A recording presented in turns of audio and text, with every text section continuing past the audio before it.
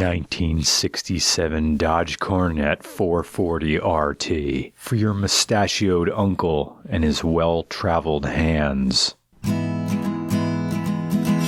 we please get a Coronet?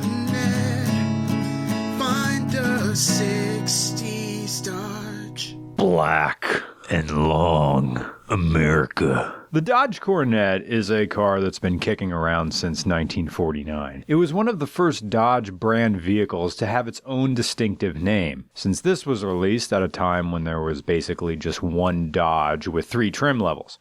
Coronet means a bejeweled crown, which isn't exactly what you'd think a car like this would be named. It's so silly.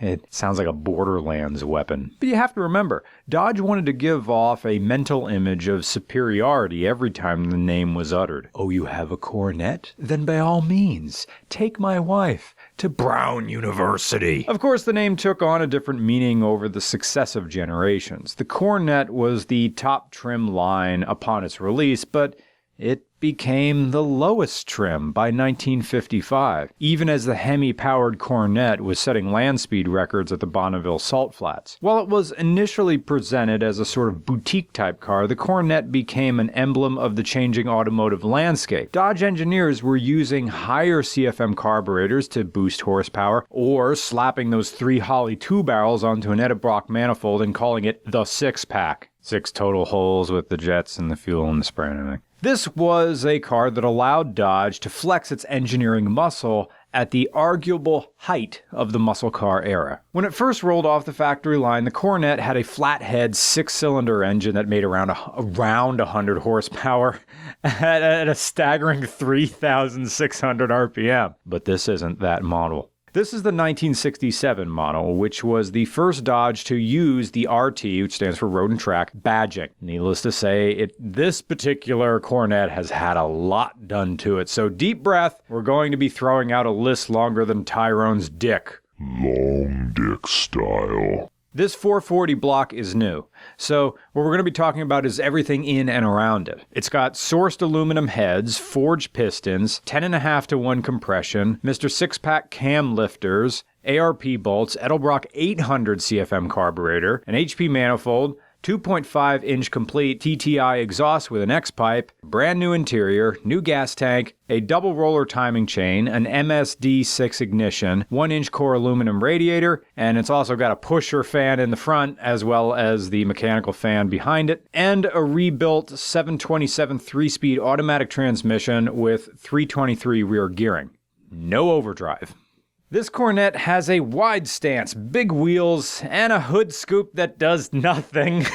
Got a hood scoop that goes nowhere. It doesn't even go in. It's just painted black to make it look like it goes somewhere. America. But it looks mad as hell, like a car that comes to life at midnight and runs over everyone to whom you have to pay alimony. Dodge Coronet. For that one cousin who always wants to go Dukes of Hazzard Day at the local track. And this is the same cousin who has to jump off the hotel balcony and into the pool. We need to talk about the ridiculousness of the 440 engine, and to understand it, you have to understand that during the muscle car era, engine displacement was just getting larger and larger, like to comic book levels. That's why muscle cars are revered so much, like 60s muscle cars are revered so much today, because we would never do this sort of thing before, except in some very rare, like Dodge Challenger sort of way, but even then, it wasn't a thing that everybody did. Okay, this all starts with the Mustang 289 V8 in the first generation Mustang. That's 4.71 liters. And then Ford made it larger into the ubiquitous 302, which is 4.948 liters. It's close enough that they call it the 5.0. Then Chevy comes back with the Chevy 327 V8. These are all V8s, which is 5.35 liters. And then Chevy's long-lived 350, which is 5.73 liters. Then Ford comes back with the 351, which is 5.75 liters. Now Mopar, Chrysler, enters the picture with the 360. That's 5.899 liters. Chevy has their big block 427. That's 6.997 liters. And now we have the Mopar 440, which is 7.21 liters. See, the late 60s were to engine displacement what the early 2000s were to boost. More, bigger, bigger numbers, bigger 440. You've heard that name echoed before. It's got a cop motor, a 440 cubic inch plant. Yeah, from Blues Brothers. Same engine, 440. Lots of Fs. They know what they're doing when they create engine displacements. 440, the fucking. Okay. Automatic transmission. Yeah. Look, when you're talking about an engine block where each piston displaces 901 cubic centimeters, torque converters are your friends. And even then you still have to be careful. Too much throttle from a standstill and... Oh, shit. What's it like to drive?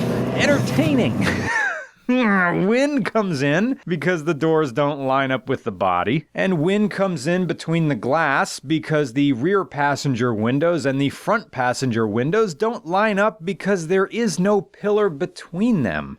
But that means you can roll all the windows down and get this big unbroken hole. This Coronet came with optional power steering, which was a so fancy feature because if you had power steering in the 60s, you were showing off big time. Look at me and my one finger around the steering wheel. It's like driving a 90s racing arcade game. There's no feedback at all. No road feel.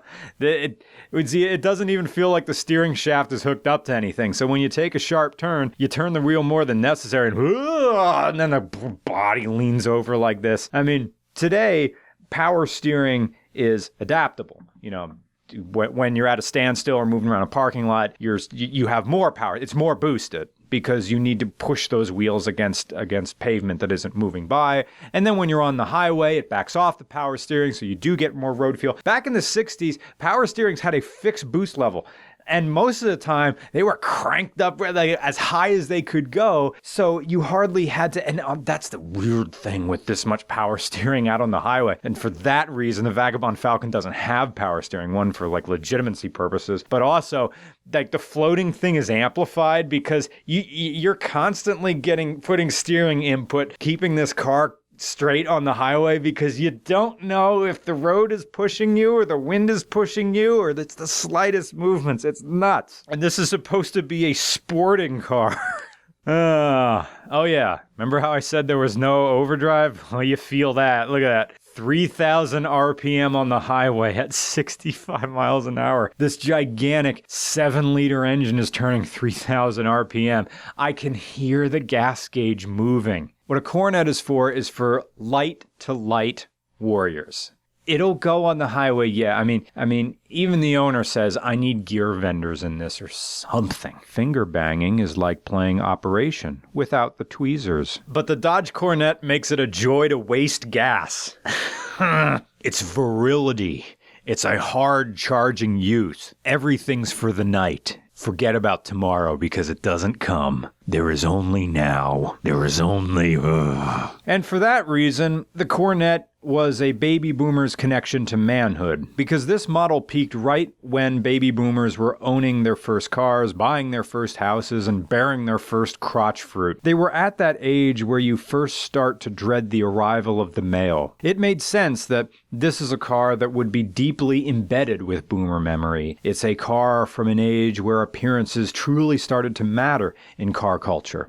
In a way, it's the difference between the greatest generation and the baby boomer generation. One was a simple, less materialistic generation of Americans, and the other was the generation that began the rapid decline toward widespread consumerism. We're kind of slandering our own parents by saying this, but this is a car that lives and breathes on the back of baby boomer glorification. This car sucks.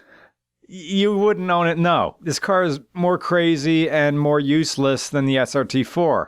I mean, what other modern thing would I compare it to? The Challenger Hellcat, I guess, but that still has an engine management system that knows what it's doing and tries to protect the car if it gets too hot. I mean, the most advanced thing this thing has on here, like for the benefit of the passengers, is its seatbelts. And even then, they're just lap belts. All they're going to do is give you a whiplash. But it's when appearances began to matter. Cars have always been social signifiers, but this was the era where car ownership was skyrocketing and car culture was developing into its own living, breathing entity, capable of glorification and harsh judgment. Is this the baby boomers' fault? Honestly, not really. It was simply the way the wind was blowing. The 60s were a turbulent time. Even more so than now, right? People say the 20-teens are bad. I mean, we weren't around for the 60s. Just watch Dan Carlin's Hardcore History and he talks about what the 60s really were. So maybe it's right that this car represented live for the now because tomorrow may never come. I mean, the 60s shaped its people in turbulent ways, for better or for worse. And it's also shaped the car culture as we know it today. So here you go. Fight the night with a 440. Because tomorrow may be futile.